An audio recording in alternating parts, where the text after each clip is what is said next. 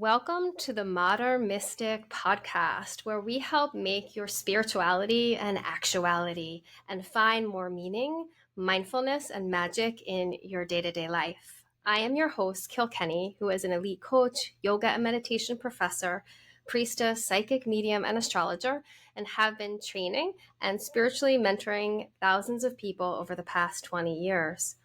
Today, I am welcoming author Seja Papam to unpack questions such as what exactly is plant medicine and how we can use the chemical, energetic, and spiritual properties of plants to heal and transform ourselves and our lives. So without further ado, Seja, welcome to the Modern Mystic podcast. Thank you so much for having me. It's an honor to be here. Well, I have been following your work from some time now and can't wait for you to dive in and offer the audience all sorts of wisdom that I know they'll love. But first and foremost, what does it mean to you, Seja, to be a modern mystic? Well, that's an interesting question. A modern mystic. Yeah, I think for me personally, like mysticism and my personal, connection to spirituality is really rooted in nature. And I think so much of our knowledge and wisdom and understanding of life, like if I think of mysticism and just our spiritual path, I think it's striving to understand this life that we live in, our own life internally. And I think so much of that is reflected in nature. And I think that's such a big part and challenge of this modern world is that so many of us, it's very easy to live very isolated from the natural world, the natural environment. And I think that can lead to potential disconnect with our own nature internally.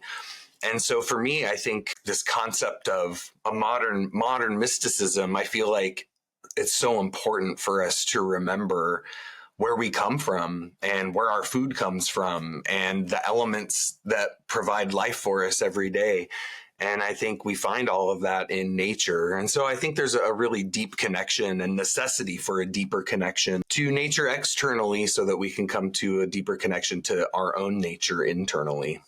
Love that. So eloquent and profound because it is true. And I talk about this a lot on this podcast, the bridge of nature and how that is just really, to me, the fastest elevator escalator to our internal life, our psycho-spiritual world. So I love everything you said. And in terms of this expertise of yours, which is plant medicine, I'm so curious to hear you speak of what this term means to you and how you practice it, because I feel like it's such a now like popular, quote unquote, term that's become like this umbrella to mean a lot of different things. So I thought perhaps you could break it down for us, this term, plant medicine. What does that include in your mind? Is it herbalism, herbal medicine, also known as often botanical medicine, phytomedicine, using plants, berries, bark, flowers for medicinal purposes? Or what else in your experience does that mean to you, plant medicine? And let's use that as a launching point to all the things. Yeah, no, it's great. Yeah, I think a lot of those terms that you mentioned there are all kind of synonymous with one another, whether we're using the term plant medicine or herbal medicine or phytomedicine. A lot of these terms really, from my perspective, mean essentially the same thing. And I think the premise of it is working with plants for healing our bodies and utilizing the medicine that nature creates as a means for restoring the health of the body is kind of the more common approach to it and way of thinking about it. For me, herbal medicine and medicinal plants in general are so much more than just chemicals, which is the way a more, scientifically oriented people tend to think of them. I think the plants are so much more than just chemicals. I think they have an intelligence to them. There is a consciousness within plants, and their healing power has the ability to touch us beyond just our own biochemistry, our own physical health. They have attributes to our emotional, psychological, and spiritual health. as well. And so I think it's, yeah, plant medicine. I think people kind of have different, I think people sometimes have different takes on it. But for me, the simple focus of it is utilizing plants to heal ourselves. And I think that also brings up an important thing, which is that plant medicine is used in a very different paradigm than modern allopathic medicine. There's a mindset shift when we start utilizing plants. Like myself, I was raised in a very conventional kind of household, I guess. We went to doctors and used prescription drugs and over-the-counter medications, and that's what we thought, that's all I thought there was. And I think a lot of people are raised that way. But what ends up which is, I have this problem, so use this medication for that problem. It's very use this for that kind of mentality. The focus is on the symptom, not necessarily the underlying cause of that symptom. And what ends up happening is that mindset gets translated over to herbal medicine. I have inflammation in my joints, so use turmeric. I have a headache, so take willow bark, etc. And unfortunately, that doesn't always work, because herbal medicine, there's a very different kind of mindset and perspective that we take in understanding a person, the whole person, why they have a problem that they're going through, and how a plant interfaces with that person. I think herbal medicine is very much person focused. We treat people, right? We don't treat diseases, we treat people. And that person is a whole person. They have a life. They have they're more than just their body. They're more than just their symptom. They live their life every day in a certain way. They have certain habits and patterns and ways of being that are all kind of contributing to their circumstances. And as I think a good herbalist looks at those types of things, we don't just give people plants, right? A good holistic herbalist is going to be looking at someone's lifestyle, has to 100% look at their diet and food, social situations and their home life, like all of it, because everything we do every day is contributing to our relative state of health and or disease. So yeah, those are some of the thoughts that come to mind with that question. So helpful. And I'm so curious if you could detail maybe an example, anonymously, that would be comfortable with a client, or maybe yourself and your own personal journey of this process of shifting mindset in order to look at one's life more holistically. Because I keep hearing that word in my mind, like you really look at and view everything in that great macro holistic manner, where allopathic medicine typically is, like you said, more symptomatic focus, more micro manner. And so, yeah, could you tell like a little tale of someone's journey of going from that shift of mindset, and then how plant medicine met them there and helped them make a transformation? Because ultimately we're talking about healing and transformation. Yeah. Well, I think in general, for me, what I noticed in the beginning of seeing clients, probably, oh boy, how long ago was that? Probably 15 years ago or so. I started seeing clients and I would really work with them in a very allopathic approach, right? Oh, you have this symptom. You use these herbs for that symptom. And I just noticed that all the time, right? Some people were great, right? And their symptoms would resolve, they would feel much better, and it would work. And then there were a lot of other times where it didn't work. And I was like left scratching my head, like, well, what the heck? These herbs are supposed to treat this condition. And I realized that when we take a more conventional diagnosis, or we just say, I think a really good example of this that a lot of people can generally relate to is like a cough. So someone has a cough and they're coughing and coughing and coughing. And, from an herbal perspective, we say, we want to give that person an expectorant. These are herbs that have an affinity for the lungs, and they help clear the airways and usually help, ease the cough and make it more productive. And you'll go to your herb book and see your expectorants, and there's this huge list of herbs. And it just seems like, okay, we'll just pick some of those herbs and it should work, right? But when we get more holistic in our approach, we see that there's a lot of nuance both to the person and to the herbs in that list. Some people have a cough that's really hot and irritable and that hurts to breathe, and they get these really like paroxysmal intense coughing fits and it's dry and their face is red and they feel hot, that's really different than a cough that's like really phlegmatic and the person is sluggish and fatigued and they're producing all of this thick phlegm, but their cough's kind of weak, right? It's like two very different types of cough. And so the art of herbal medicine is really being able to differentiate and get really specific into not just, oh, this person had, because both of those people could be said, oh, they have bronchitis, but the way that person is uniquely expressing it is very different. And so, in that list of herbs of expectorants, you might see something like Osha right next to marshmallow root. Yeah, they're both expectorant, but they're totally different plants.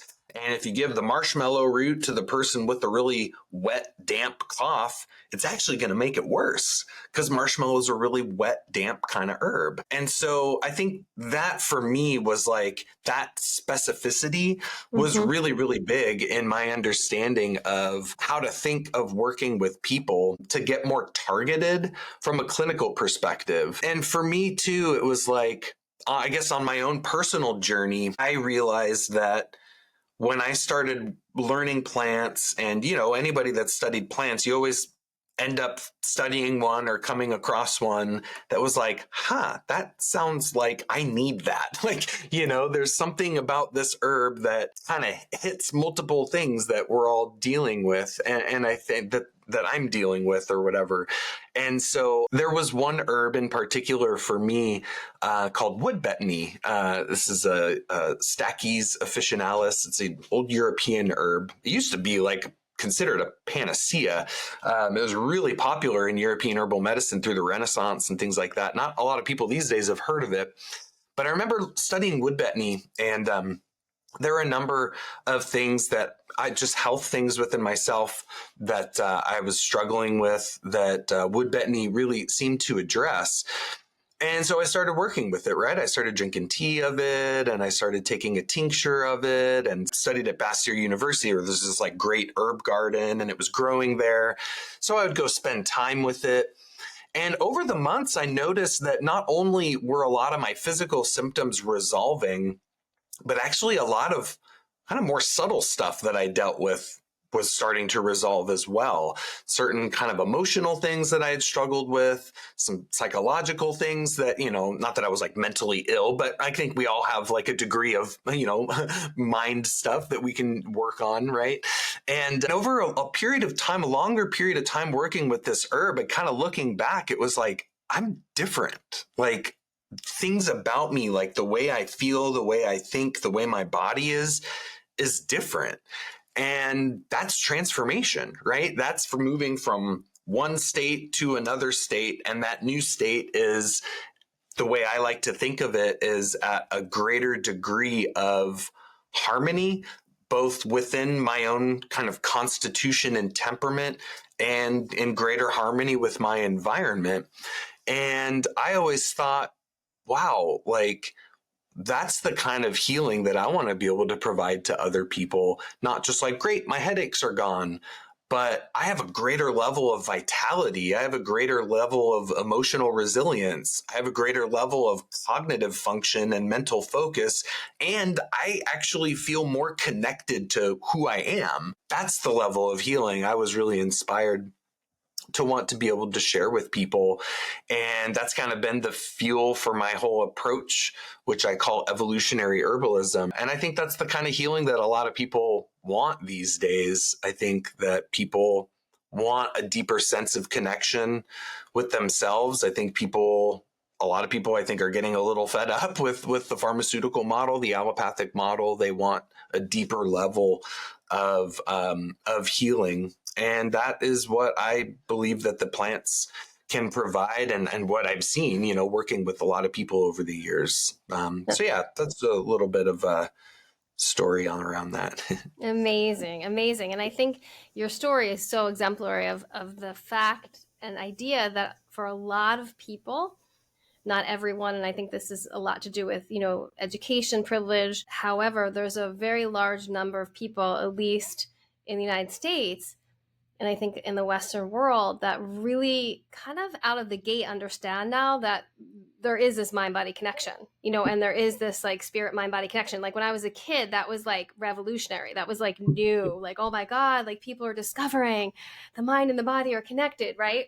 And now I think a lot of people are really open and knowledgeable that, oh, that exists. So now how do I go find that? How do I go synthesize that? And I know for me, plant medicine has been, such an answer in so many ways. This understanding that, going deeper to the root, quite literally and figuratively, really does create a deeper level of healing and transformation that people are seeking on so many levels of self. And I'm curious for people listening, because we have such a gamut of audience where like I have some, professional herbalists, well-known herbalists who listen to this podcast. And then there are people who haven't really ventured into the terrain of plant medicine. So for friends listening who are curious and want to go a little bit deeper into this arena or dip their toe in to this arena, what are like 2 or 3 actionable steps that they could do? And then for folks who are deep in it, what are some even deeper dives, do you think, actionable steps that you could offer, please, for folks on their Yeah. journey?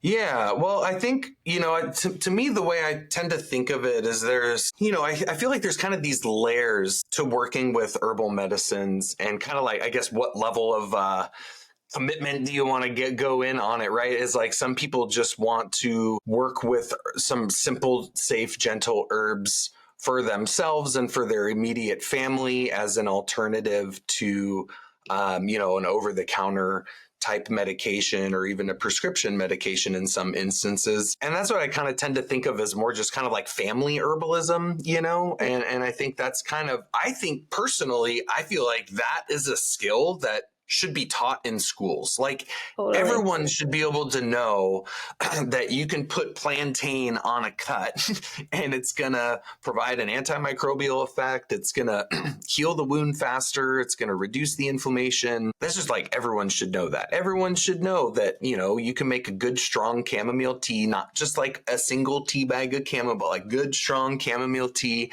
is like a really valuable, mild, nervine type remedy. For those people that are kind of wanting to, I guess, like dip their toes in, oh boy, it's almost, it's a tricky question to answer for me in a way. Cause, I think for people that are interested in learning a little bit more about herbal medicine, I think personally it's a really good idea to learn your local herbs, like learn some of your local weeds, like go out into your yard or to a local park or out in your local national forest or whatever is close by and start learning the remedies that grow around you.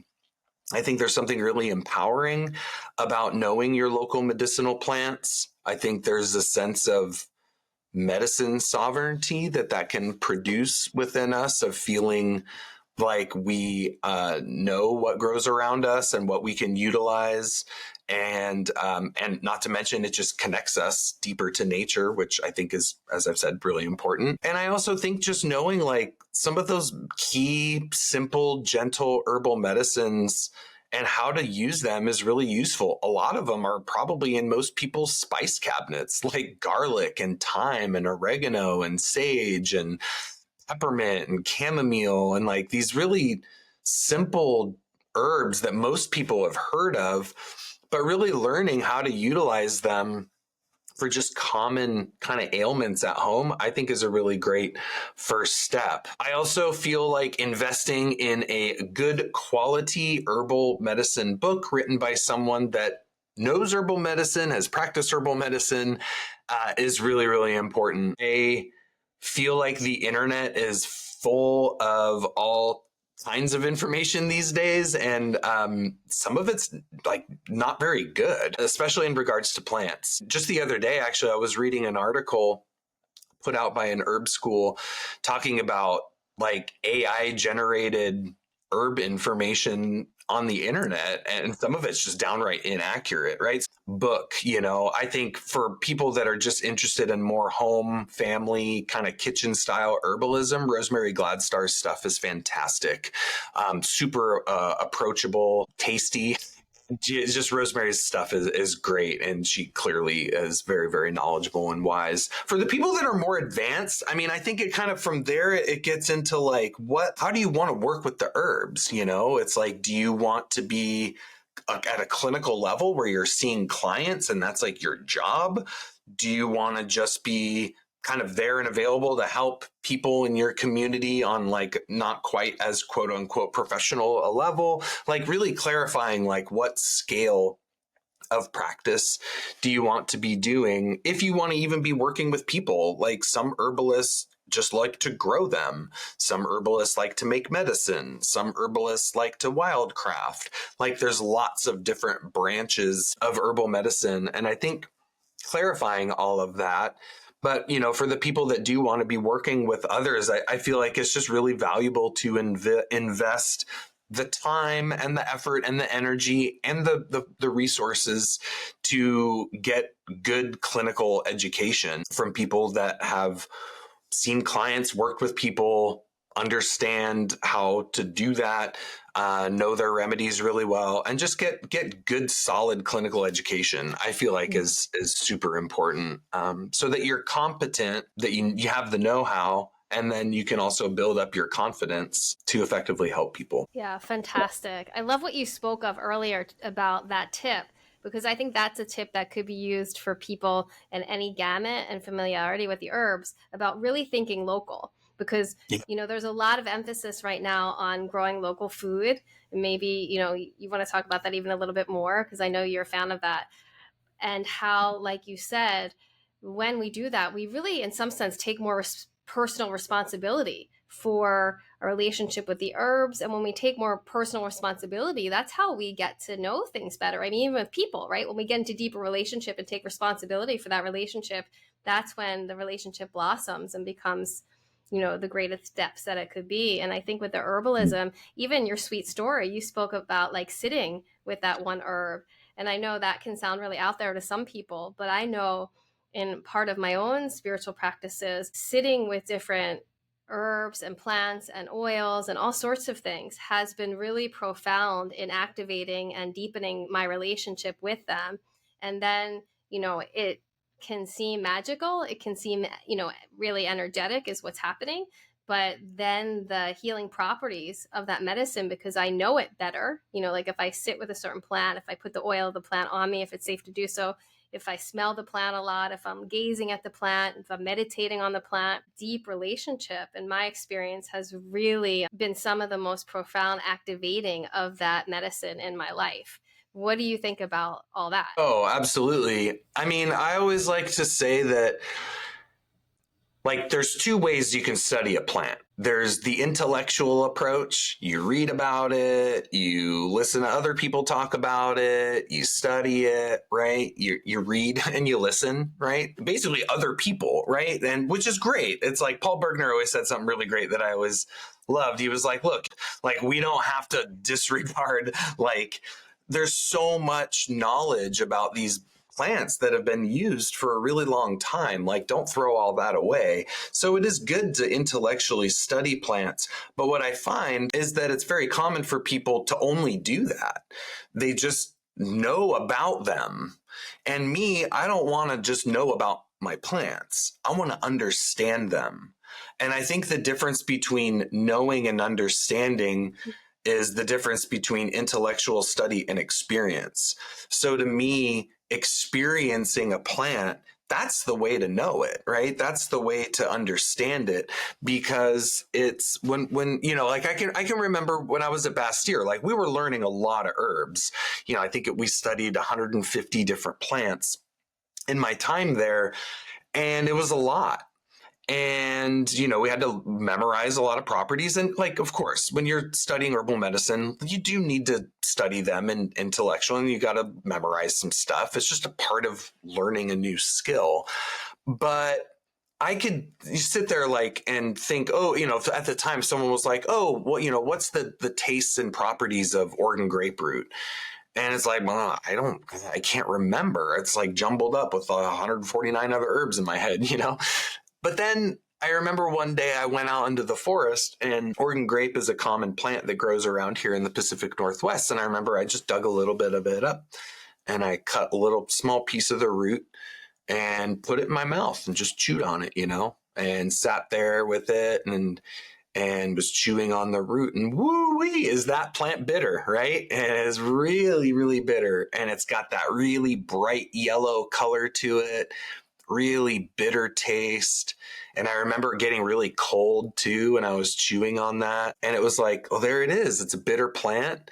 That yellow color it's got berberine alkaloids that are really antiseptic. It's cold, it's a cooling plant in terms of how it affects the constitution. I'll never forget that. Just chewing on that one root, it's like it's anchored. Like now I know that about Oregon grape. I don't have to memorize it because, like, if we think about our life, what do we remember? Do we remember what we hear? Do we remember what we read? Do we remember some workshop we took a month ago?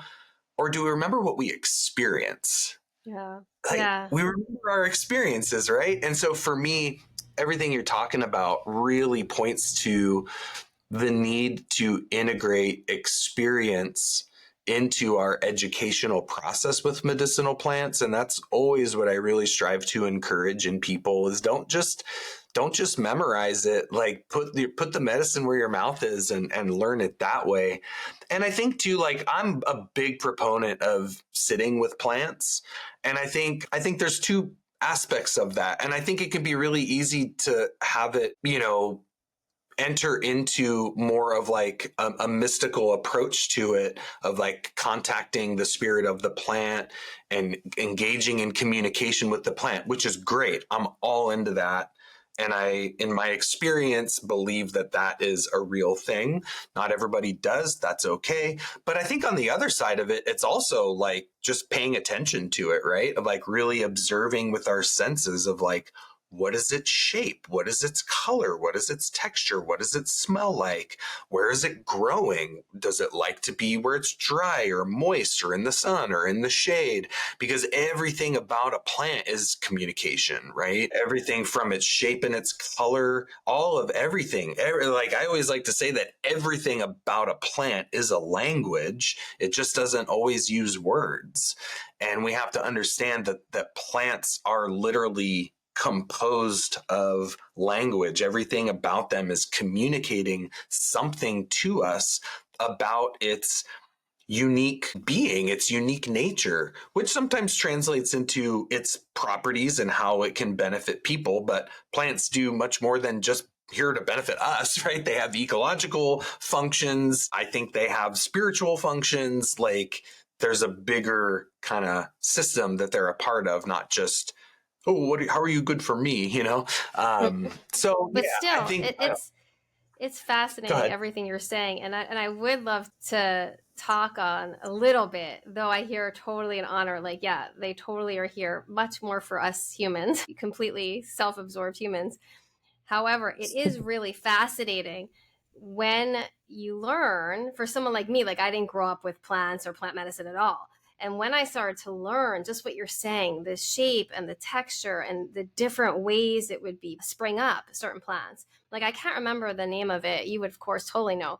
But I remember learning, I just had a flash, like in my early 20s about this plant that grew near highways and that it helps you with your lungs. And when I looked at the plant, the shape of it looked very much like part of Mm, the lungs. And it blew my mind. It was like the first time the light bulb went off, like, oh, just what you're saying. The plants really in their presentation are communicating a language. Could you give an example of a couple plants like that just to inspire people and help bridge that connection in those synapses?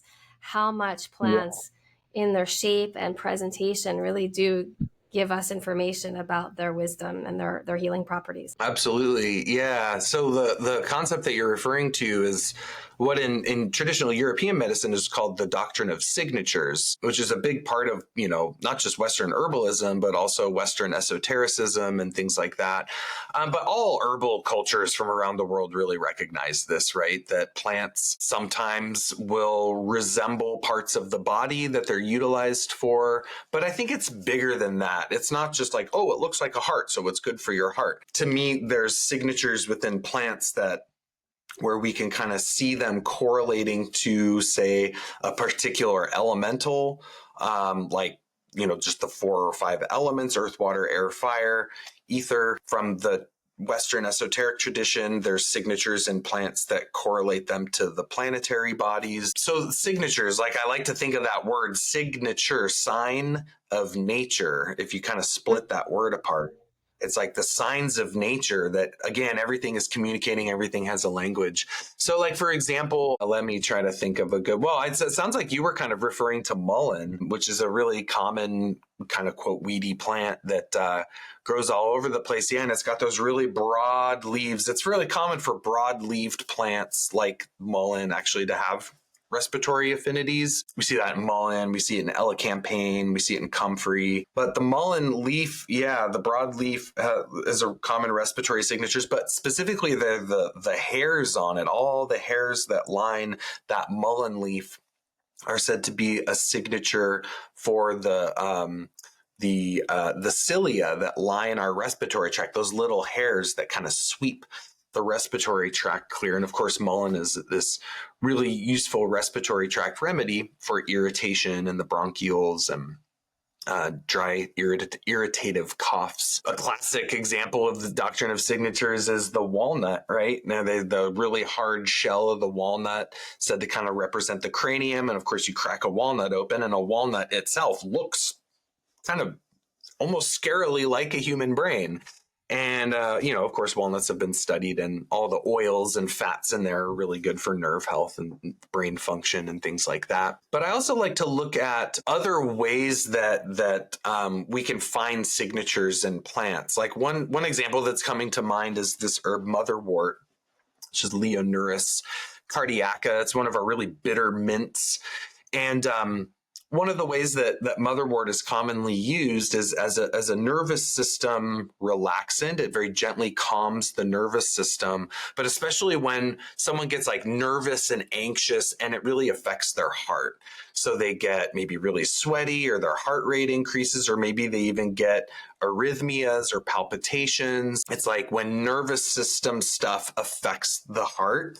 It's a commonly used herb for things like, doesn't cure, but it can alleviate symptoms associated with hyperthyroidism. But it kind of like resets these rhythms. Like a lot about motherwort is like rhythms. So there's like the rhythm of the heart, the steady beating rhythm of the heart. It's also a very strong remedy for the female anatomical reproductive system. So especially around menstrual cycles. So it's a really effective remedy when someone's menses have stopped, especially from like birth control and things like that. It can really help it resets that rhythm. So when you look at motherwort, the way the plant grows, everything about the leaf structure, it's got the square stems, opposite leaves, common of mint family plants, and then these flowers that grow around it, but it's like at this perfect rhythm. It's very mathematical when you look at it. And, some plants you look at it and it just kind of seems like chaotic, and you're like, seems kind of random, but you look at motherwort and it's just like, boom, boom, like that perfect rhythm. So to me, I see that and I'm like, oh, there's this rhythmic signature in that plant. And when you look at its medicine, it's like, oh, it's resetting the rhythm of the menstrual cycle. It's resetting the rhythm of the heart.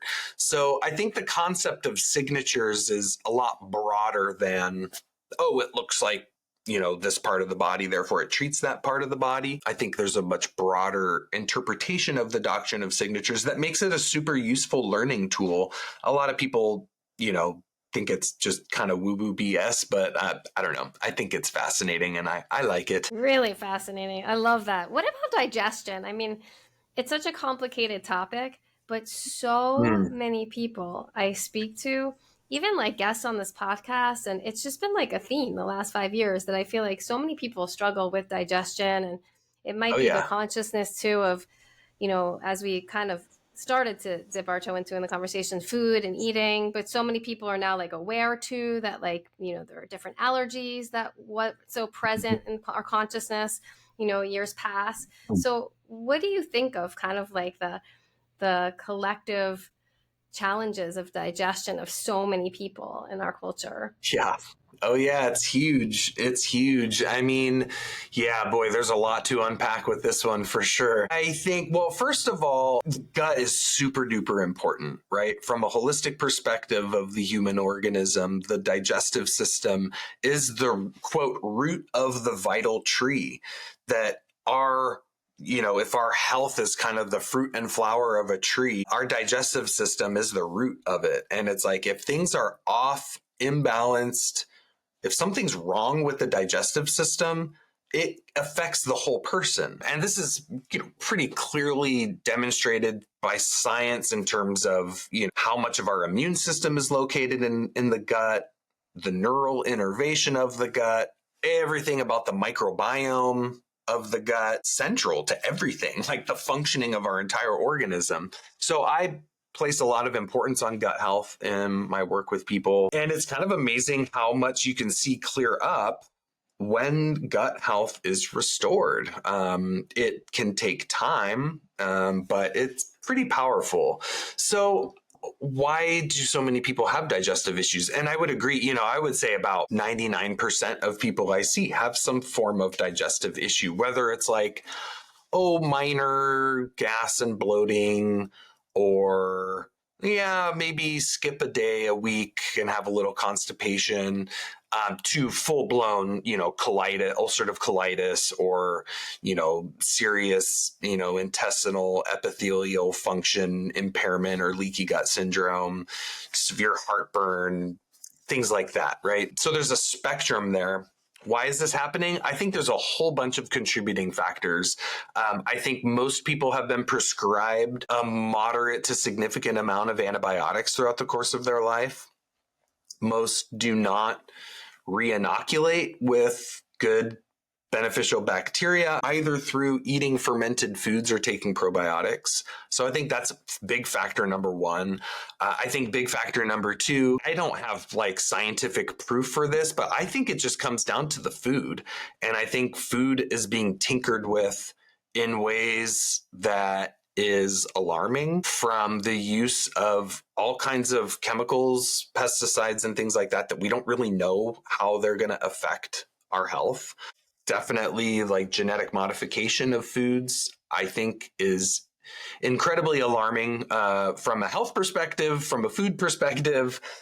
And for me also from a spiritual perspective, I think genetic modification is a little bit, not a little bit, I think it's really scary and really dangerous. That's just my belief on the topic. But I also think that the level of stress in our modern culture, people are just super stressed out. People are anxious. People are nervous. People are go, go, go, go, go. And all of that really affects digestive functioning too, because when we are stressed out, and we tend to be in more of a sympathetic dominant state of our autonomic nervous system, you have to be in a parasympathetic state of the nervous system in order to properly digest food. So yeah, I think there's so many other factors, but I think those are some really big ones that affect our digestion. Food allergies and intolerance are a pretty big thing in my work, with people. It's typically a pretty big focus of trying to see what people are eating that might be causing or at least contributing to some of their health problems.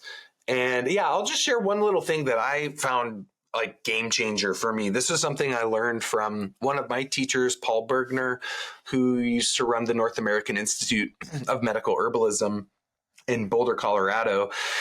And they created kind of a pattern that they called the food intolerance triangle. And it is basically like a constellation of symptoms that could point towards a potential underlying food intolerance pattern. So one of those would be obviously a digestive symptom, minor, moderate, or major, just any digestive symptom at all whatsoever qualifies. The second would be some sort of mood or energy type complaint. So that could be like chronic fatigue, it could be brain fog, it could be irritability, it could be depression, it could be anxiety, any kind of like mental, emotional, energy, mood kind of stuff. Basically, if there's a symptom, a primary complaint that someone brings in that category, that's point number 2 of the triangle. And then typically is some sort of like musculoskeletal type symptom or pain or skin. So that could be myalgias like muscular pain, arthralgias, joint pain. It could be headaches. A big one is like skin, chronic skin issues like eczema or acne or any type of chronic skin condition. Pretty big one there too. So when someone comes and they've got primary complaints that hits, they've got some sort of symptom in those 3, that usually is an indication for a need to do an elimination and re-challenge of certain foods in the diet. Typically that begins with gluten-containing grains and dairy, and can be inclusive of other things, but gluten and dairy are kind of the big 2 for most folks. So yeah, I mean, and there's lots we can do with herbs to restore digestion. I mean, there's so many good things that we can do with plants that like no drugs can do at this point. So riveting that answer, and you hit on so many things that are so important. One, just to backtrack for the listeners, the amount of importance our gut health really holds, because like you said, I love how you use that metaphor, it being the root. And I mean, you can Google, you read about this, but it's really extraordinary. I was reading a study the other week that was talking about something like all American women over, I think it was 41, the age, something like 80 who have gastro issues within 6 years get autoimmune diseases. It's like astonishing, and it's just so important, if you're listening, if you have those type of little flags or big flags, to really, really support yourself and go on a healing journey to really make sure that you end up in a place with more robust health. Because the more I've learned about it, as you said, because of so many different reasons, you can really, really go down a road long term of struggling if not addressed. And I love how you spoke of that food intolerance triangle. That's really, really fabulous. Have you heard of the ALCAT test? I'm not familiar with that one, no. Yeah, I took the ALCAT test not long ago, and it was really helpful for me in terms of food sensitivities and just learning like what my body can handle and not. I was told it's a test usually like professional nutritionists get. But anyway, folks listening, you can look at that too. But a lot of the boundaries of that test, had to do with the realm of what you were talking about, those 3 categories of symptoms and thinking about those things and such. So it's really, really interesting. So thank you for that paradigm, because it's just so important thinking of the holistic self, which I know is your jam and what you think about, right? Musculoskeletal, mood, in addition to gastro symptoms or other physical symptoms if you're not dealing with a gastro thing. In the way of medical astrology, because I have so many listeners who love astrology, and that's part of your niche that really I've heard you speak of, and it is so fascinating. So, astrology is such an incredible psycho-spiritual map in my mind. I mean, I'm a professional by training astrologer, not of the Vedic tradition, of the Placidus tradition. So I would love for our listeners to hear you talk about medical astrology, which then encapsulates even more of our physicality and other things. So could you speak to us about, how medical astrology works? What is it? How it can form our body's strengths, relative weaknesses, and even help us be predictive in our health, getting sick and getting well? Yeah, totally. Thanks for the question. It's always nice, know that I'm speaking to an audience that's open to it, because certainly not everyone is open to the premise of medical astrology or astrology at all. Yeah, I mean, I love medical astrology. Like I said, in my approach to herbal medicine, it has always been to strive to be holistic, right? I want to treat the whole person. I want to understand the whole person. I don't want to just treat their body. I want to be able to address their mind, their emotions, and their spirit too, but they're a whole person. It's not like we always say body, mind, and spirit. And it's like there's a comma, there's a space, there's an and. It's like there's all this separation. It's like that should just be one word, like body, mind, spirit, like one word, because they really can't be separated, right? And so to me, I like the medical astrology because it allows us to see the dotted line that connects what's going on inside of our body to our emotional patterning, our psychological patterning, and kind of like the lessons that our soul needs to learn in order to evolve and to grow and to become more integrated with the self, I guess, and more, to just enhance our spiritual development.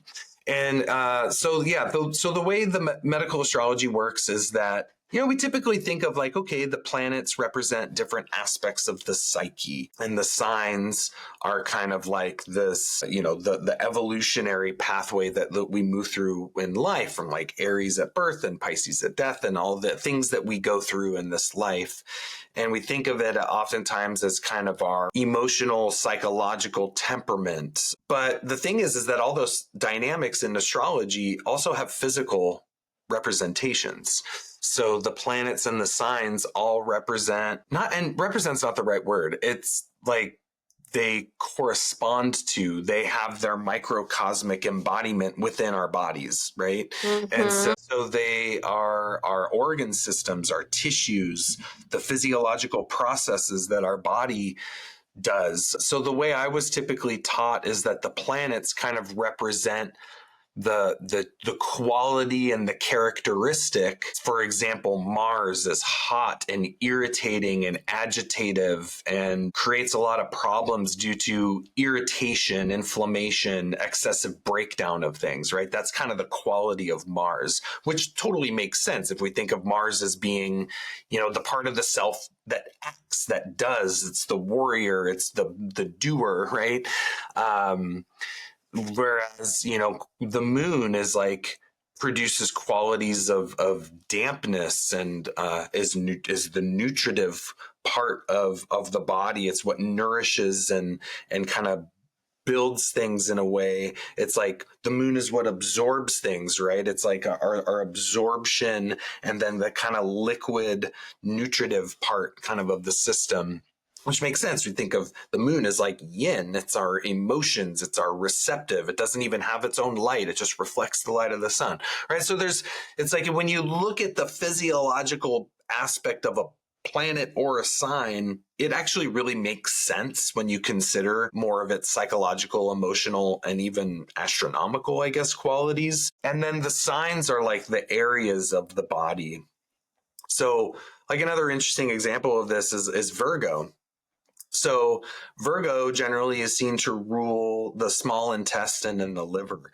And if you think of like some of the qualities of Virgo, what is Virgo? Virgo tends to have this kind of like, I think of it as mutable earth and Mercury. So it's like there's this practicality and very kind of tangibly focused earthy aspect of Virgo, but it's also, there's this mercurial, mutable, intellectual ability to analyze, but also categorize and compartmentalize and separate and kind of, Virgos are like the list makers, right? They're very like practical, but also intelligent in the way they approach things. And so that's what our liver does, right? It's like the liver takes all this stuff in and it's like, okay, we need to transform this into that, and we need to transform that into this, and we need to pack that up in here and ship that out over here and pack that up over here and ship that out over there. It's like, and then the intestines do that too, right? Where it's like breaking down everything into the constituent parts, and then it's absorbing some of it. Okay, we want this, we don't want that. That has to move along. Very Virgo in nature. So when you break it down, it makes a lot of sense just from like a quote rulership's perspective. But then when we're like actually working with the person, you look at the natal chart and there's areas of the chart that tend to be a little bit more, I guess, health oriented. So generally we're looking at like the ascendant, the rising sign area tends to correlate strongly with the constitution of the person. So the general kind of pattern of the body. It's what's rising up and out, right? So it's kind of what people see. It's like what's right there on the surface.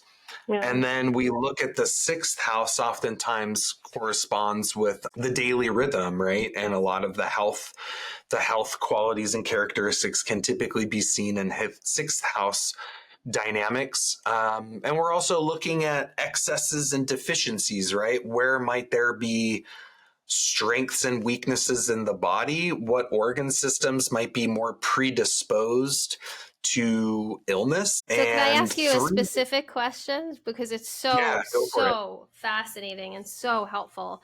And so thank you for all that great detail. So, like, for example, what you're saying, like, because I know you mentioned the elements. So, like, say you have a lot of earth in your chart, right? Like, say you Mm. have a ton of Virgo, Capricorn, energy in your chart. And you don't, and you have some fire and you have some water, but say you don't have much air, indicate. Yeah. So elemental dynamics in terms of, planets in a predominance of air, water, earth, or fire signs can definitely be useful.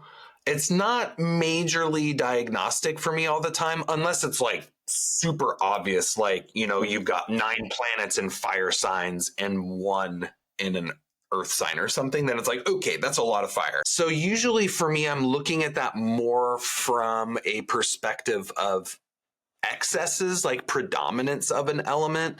Okay. Um, because So if you because have what we like a find lot of earth, like for example, what is that? What could that mean then? Yeah, so if you have a lot of predominance of planets in Earth signs, that could potentially indicate predominance of a constitutional pattern is typically the way that I think of it. So a lot of the earth element is going to physically generally tend to produce more slow, sluggish type patterns in the metabolism. It typically will be more of a predominance to cold dynamics, as well as a potential predominance of damp accumulation. Of course, water element, of course, is obviously more damp, but from an Ayurvedic perspective, we could see that as a potential predisposition for an excess of kapha, which is the earth and water elements combined. But the general theme of excess earth is like stagnation. So things just Mm-hmm. move slower, they're more sluggish, things tend to accumulate in the system, things aren't detoxified or cleared from the system as easily. So those are some things that can happen. But unless I'm really looking for, I want to see a whole lot of planets in one particular element, or sometimes even modes can be used there. But the rising is really the most important. Like if there's a planet conjunct the ascendant, that is typically like 100% the constitutional ruler of the person. So Um, could you use an example, like me, for example? I have Jupiter on my rising. So just to give people a yeah. concrete example. So what could that then indicate? Jupiter generally associates with metabolism. So on the ascendant, Jupiter tends to be warm and moist, energetic. Jupiter also governs like adipose tissue and oils, like fats and oils. Jupiter also governs the liver. So these would be kind of predominant organs, systems, tissues, energetic qualities to consider with Jupiter type people. Jupiter constitutions tend to be like Jupiter's the gas planet, right? So it tends to be very expansive and radiant. And in the sense of Jupiter, um, it's considered the great benefic, right? So its problems are problems of excess, right? So in general, Jupiter's not said to really produce a whole lot of health problems, other than those that come from like when too much of a good thing's not good anymore. So like Jupiter types can tend to consume in excess, whether that be rich fatty foods, whether that be alcohol or drugs or things that tend to be hard on the liver. That tends to be more of the weaknesses of Jupiter types. So obviously, I'm not saying you have any of these issues. Just speaking very general, these are kind of some of the general qualities and characteristics that we can see with strong Jupiter constitutions. But there's lots of things that can override that. So it's like, for example, if someone has a stellium, like 5 planets in a single sign, that typically becomes the more dominant force for the constitution. If someone has a stationary planet, like it was going retrograde and then it stopped right before going direct again, those stationary planets are like a laser beam. Those can be strong constitutional indicators. So there's lots of things that There's can lots of indicate the things. constitution. Yeah, but generally the rising sign is important.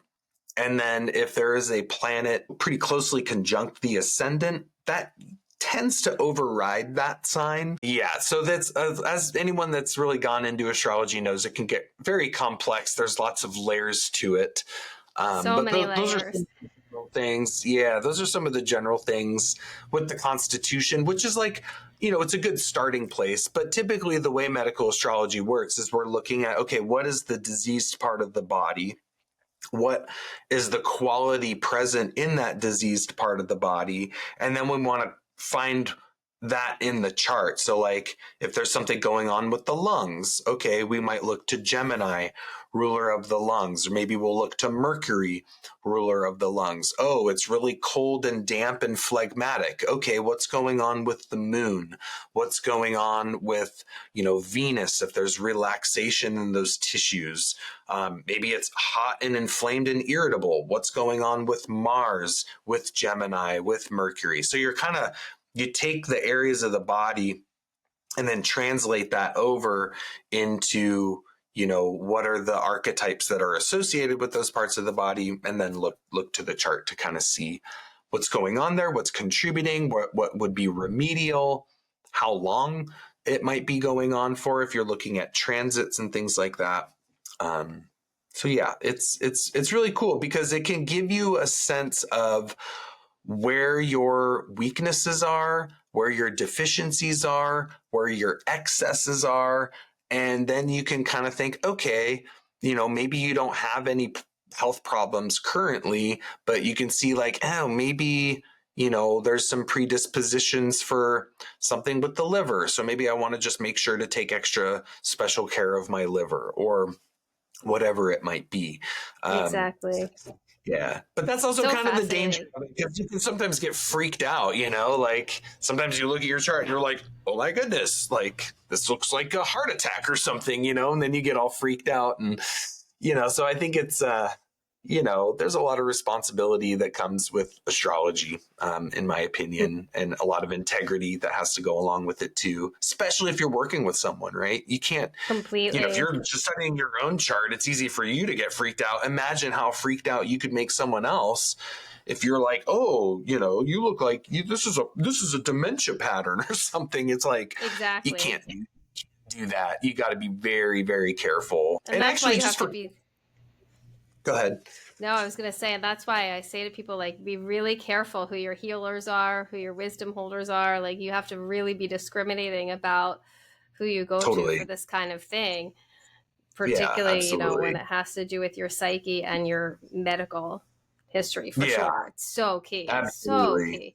But you mentioned Yeah. Ayurveda, and I'd love to have you just talk, even just for a moment, about Ayurveda, because Ayurveda, I come from a tantric yoga background, a lot of listeners know, and Ayurveda is the Indian paradigm. It literally means science of life. And there are different constitutions within Ayurveda, predominantly, in my knowledge, 3. And you spoke of one, Kapha.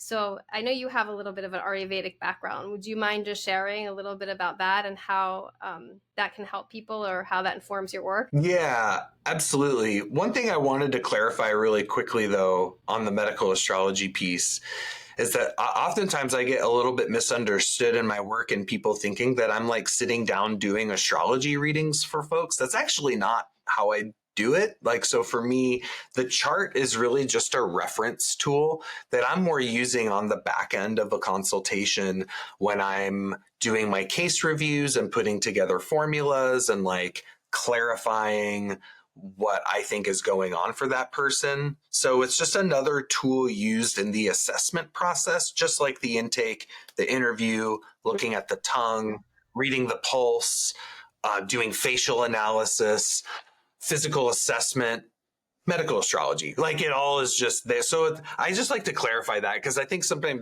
people sometimes think like, oh, can I get a medical astrology reading? I'm like, I don't do that. Like that's Yeah. not how I use that. So anyways, I just wanted to mention that. So Ayurveda, yeah, Ayurveda is awesome. I really like this system. It is a vast medical system. It is a very old medical system. What I really appreciate about a lot of the Eastern systems of medicine is that they have a cosmological orientation. So when you look at, like you said, Ayurveda is the science of life. It's not the science of medicine. It's not the science of healing. It's life. And I think that's very important to contemplate because I think that's what we're doing as, he trying to heal other people, helping other people to heal as we're working with their life. We're working with the life of the plants. We're working with the life of the person. And to me, life is cosmological in orientation, meaning, you look at Ayurveda books, texts, Chinese texts, at the beginning of their systems of medicine, they're talking about how creation is created. They're talking about the fundamental structure and organization of nature and the cosmos and how the macrocosm and the microcosm are interrelated. A lot of Western, herbalism isn't quite like that. And that's why I really like in my work the integration of the alchemy and medical astrology, because it puts that cosmological pattern back into the context of Western herbalism. But so central in the Ayurvedic system is kind of their progression of creation from nothingness into everythingness, and part of that process is the formation of the elements earth, water, air, fire, and ether.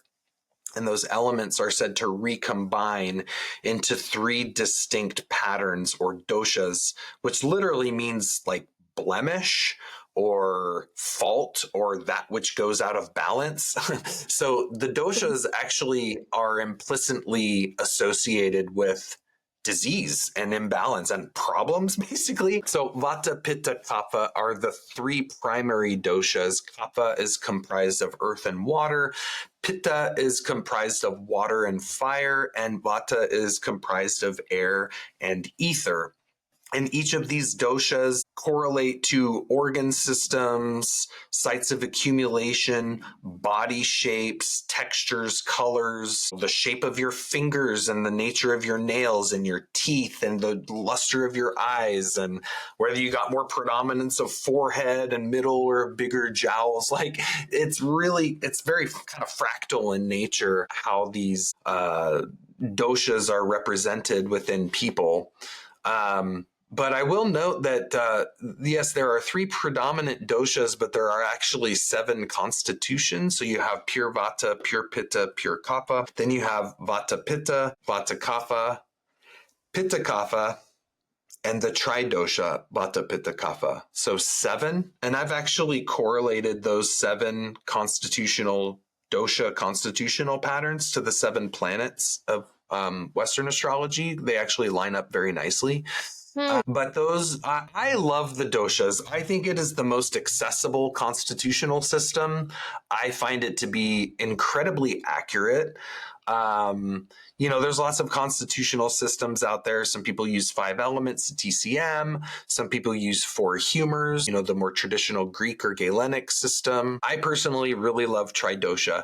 I think a lot of people like it too. I think there's something about the triune pattern, the Trinity, that makes a lot of sense to me. And I find it to be very accurate and very helpful for just getting a sense of general predispositions, general patterns within the person. And of course, a greater level of specificity is typically needed when working with a sick person.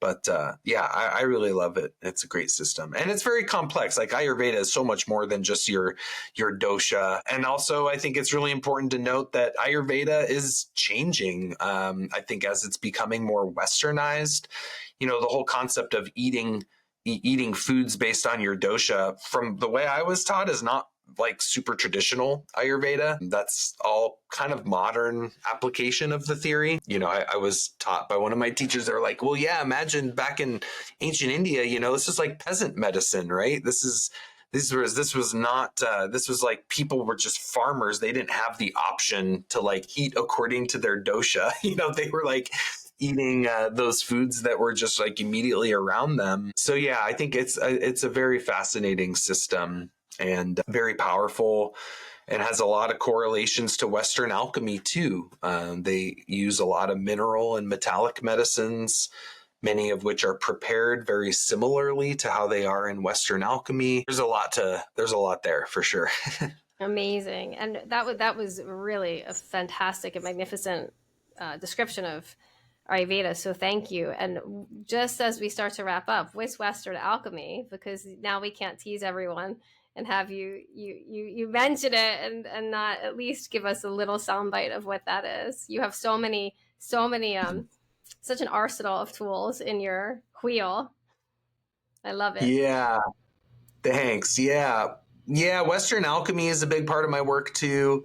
A lot of that comes down to, well, like I was mentioning with Ayurveda, TCM, is, the alchemical tradition is a cosmological tradition. It's an esoteric tradition. It's our Western European based mystery schools, which is basically holding a lot of esoteric knowledge that is not quite as esoteric in a lot of the Eastern systems, right? It was just like, well, yeah, nature's connected.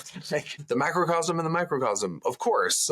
That's not that much of a secret. But yeah, for me, alchemy basically is, there's a lot of different ways you can look at alchemy. Some look at it very psychologically, like Carl Jung did, and just saw it all as psychological allegory, symbolism, kind of the representing the process of individuation or becoming whole unto ourselves, becoming who we are, spiritual transformation, basically. But there's also a very practical laboratory application of alchemy where it's not just metaphor and symbolism, but it's actually like there are actual works that you do in the lab to produce various substances. The premise of it is we're taking something from nature and transforming it. You're actually consciously assisting the evolution of that being, whether it be plant, mineral, metal. Some people do animal stuff. I'm not really that into that. Not that I'm vegetarian, but just the animal alchemical works get, as my teacher calls it, a little ghoulish. But for me, my focus is the plants. And it really boils down to a very refined system of herbal pharmacy, a way of preparing the plants that, as you said, actually at the very beginning, concentrates the chemical, the energetic, and the spiritual properties of the plants in a single medicine. I think it's common in herbalism for people to be like, oh, I want to work on more of the emotional or spiritual side. I'll use a flower essence. Or, oh, I want to work on the physical side. I'll just drink a tea.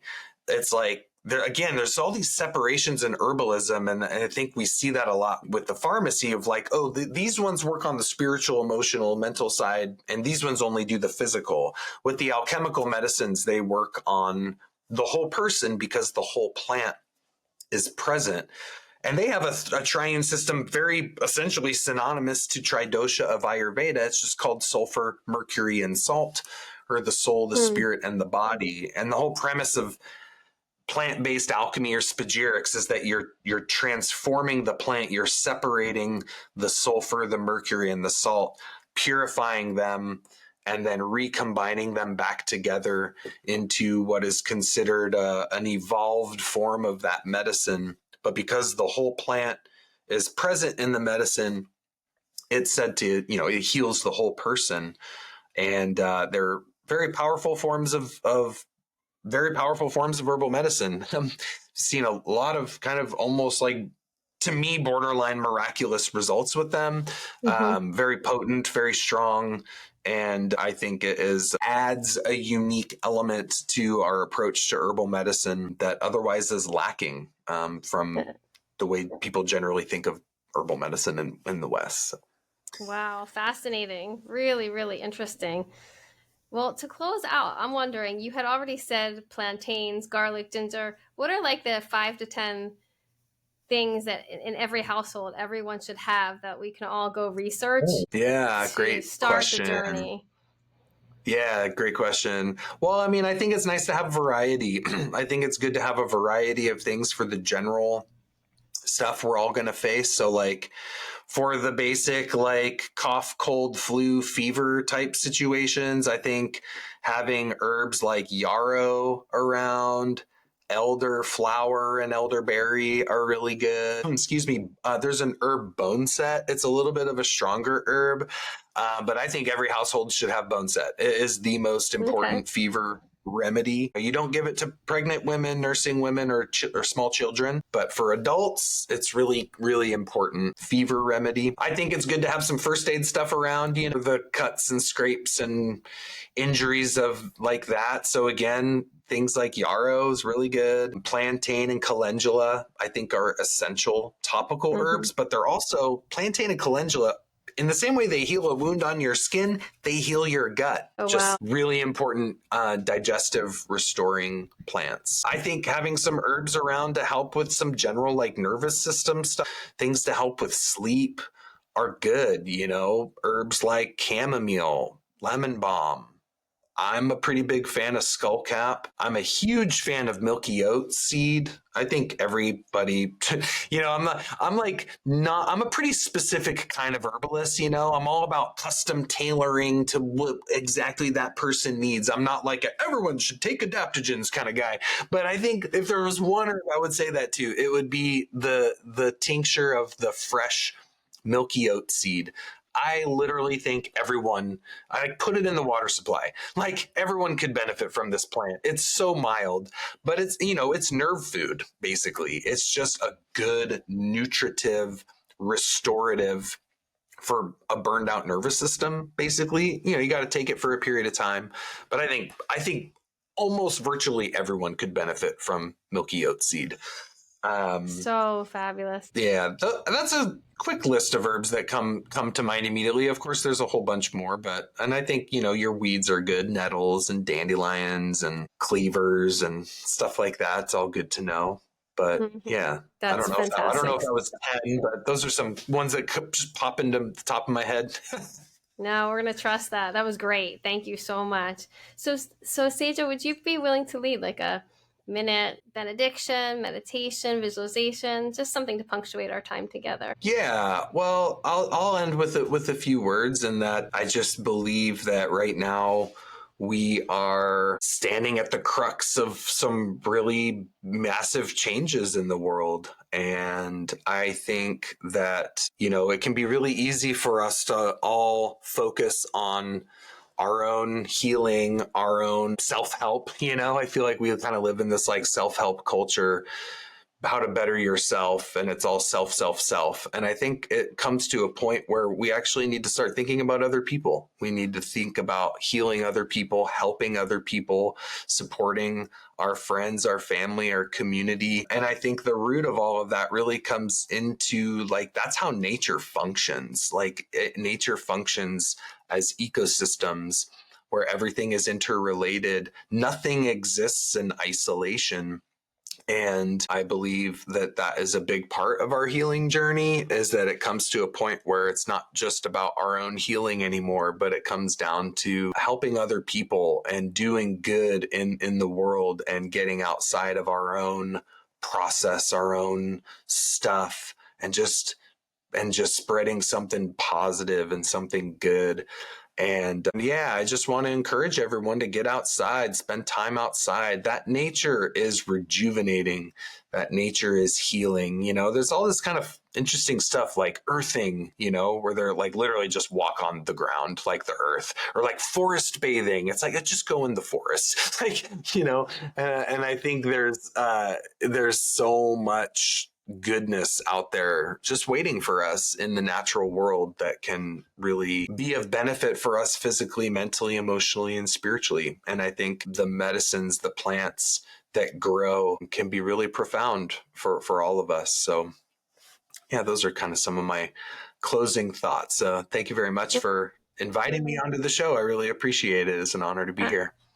Absolutely. That was really lustrous. And I just want to really, invite the listeners to consider going out in nature today. And Seja charged looking at the connectivity, just like study something in a new way. Even if it's a park you always go to, and notice that the city squirrel is running and, bringing the acorn to here. And so really, really meditating on the connectivity. That's really, really beautiful. Because as you said, when we see and experience nature, there's the ultimate wisdom and connection and teachings that can help us heal ourselves and the world together. Because as you said, it really is a 2-for-1 situation, not just 1-for-1. So thank you for that wisdom. That was really, really profound.